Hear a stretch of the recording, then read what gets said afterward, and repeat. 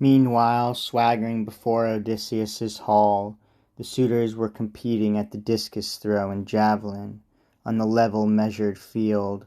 But when the dinner hour drew on, and beasts were being driven from the fields to slaughter, as beasts were every day, Medon spoke out. Medon the crier, whom the suitors liked, he took his meat beside them. Men, he said, each one has had his work out and his pleasure. Come into hall now, time to make our feast.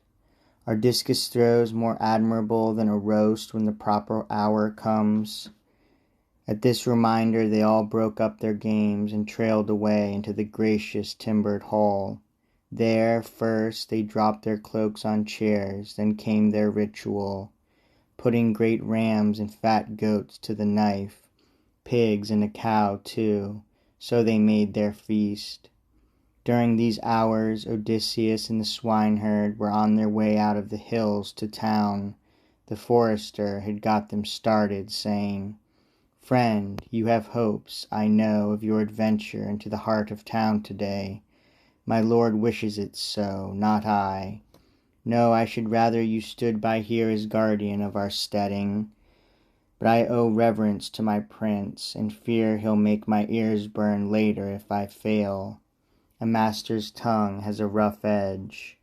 Off we go. Part of the day is past. Nightfall will be early, and colder too." Odysseus, who had it all timed in his head, replied, "I know as well as you do. Let's move on. You lead the way, the whole way. Have you got a staff, a lopped stick, you could let me use to put my weight on when I slip?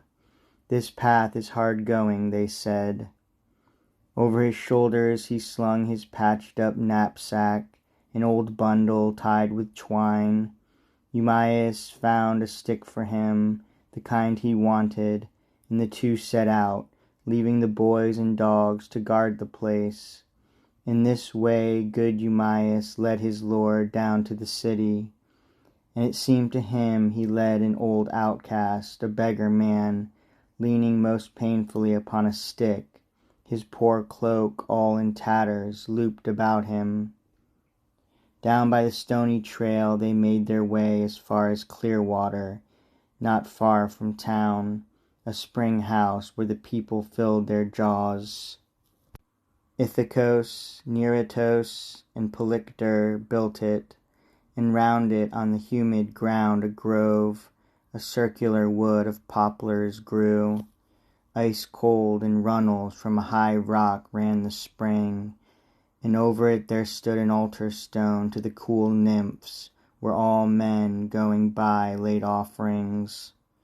Well, here the son of Dolius crossed their path, Melanthius.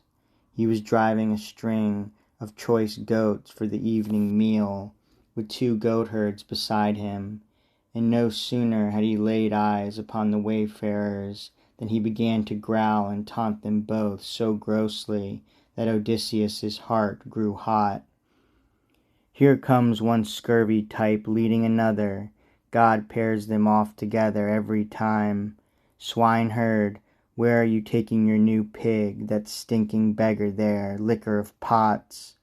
How many doorposts has he rubbed his back on, whining for garbage, where a noble guest would rate a cauldron or a sword? Hand him over to me, I'll make a farmhand of him, a stall scraper, a fodder carrier. Whey for drink will put good muscle on his shank. No chance, he learned his dodges long ago. No honest sweat, he'd rather tramp the country begging to keep his hoggish belly full. Well, I can tell you this for sure, in King Odysseus's hall, if he goes there, footstools will fly around his head, good shots from strong hands, back and side, his ribs will catch it on the way out." And like a drunken fool he kicked at Odysseus's hip as he passed by, not even jogged off stride or off the trail. The lord Odysseus walked along, debating inwardly whether to whirl and beat the life out of this fellow with his stick, or toss him, brain him on the stony ground. Then he controlled himself and bore it quietly. Not so the swineherd.